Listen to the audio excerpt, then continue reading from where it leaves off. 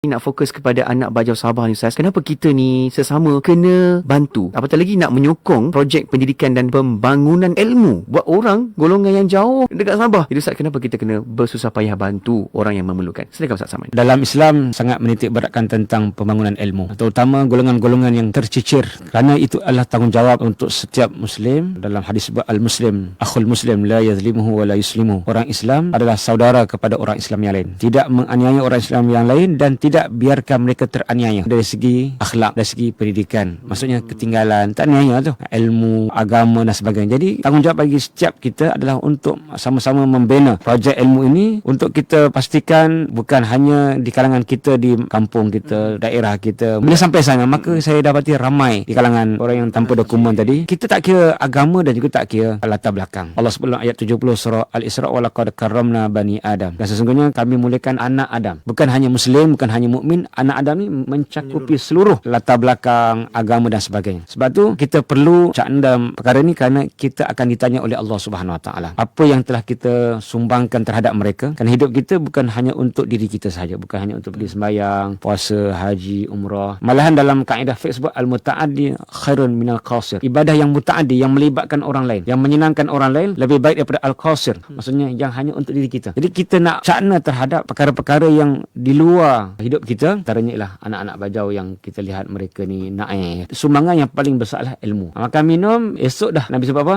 Fahallaka ma akalta illa ma fahallaka ma akalta illa afnaita. Makanan kamu akan jadi najis. Tapi ilmu ni Nabi sebut 3 perkara yang tidak akan habis bagi seorang yang telah mati. Antara ilmu yuntafa'u bih, ilmu yang dimanfaatkan. Tuan-tuan menyumbang dalam projek ni, segala kebaikan ilmu yang dimanfaatkan oleh mereka akan berterusan. Kita dah meninggal dunia pun dia akan terus masuk. Jadi inilah satu saham yang paling besar kita bila kita telah masuk ke dalam alam sana lah.